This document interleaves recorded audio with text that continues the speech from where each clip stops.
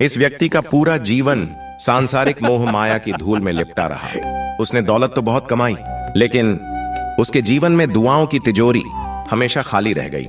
मंदिरों की घंटियां उसे कभी सुनाई नहीं दी, क्योंकि उसके कानों में हमेशा सिक्कों की खनक गूंजती रहती थी। समय का चक्र घूमा। जिस शरीर पर उसे गुमान था, उसे बुढ़ापे की दीमक ने खोखला कर दिया। अब वह बिस्तर पर पड़ा, असहाय और अकेला था। जिन रिश्तों के लिए उसने न जाने कितने पाप किए थे, वे सब अपनी अपनी दुनिया में व्यस्त हो गए। पर आश्चर्य देखिए, इस एकांत में भी उसे कभी ईश्वर का स्मरण नहीं हुआ।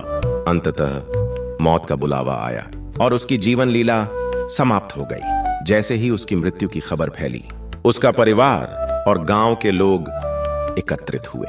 उसकी अर्थी सजी और लोगों के कंधों पर सवार होकर श्मशान की ओर निकल पड़ी। चारों ओर राम नाम सत्य है का घोष गूंज रहा था। तभी उस मृतदेह के भीतर कैद आत्मा पहली बार जागी। उसके जीवन भर के पाप एक चलचित्र की तरह उसकी आंखों के सामने घूम गए। हर छल, हर झूठ, हर छीना हुआ हक, सब एक साथ एक कांटे की तरह चुभने लगे।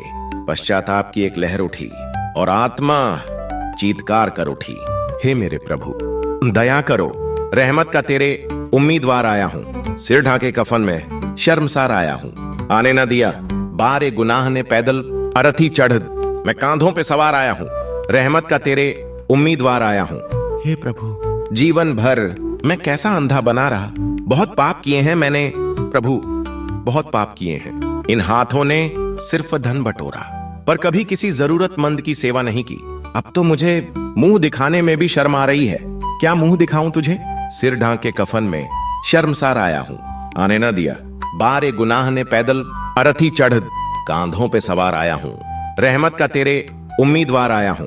हे प्रभु, मैं अपने पैरों पर चलकर कभी तेरे द्वार ना आ सका। ये उसकी पहली और अंतिम सच्ची प्रार्थना थी।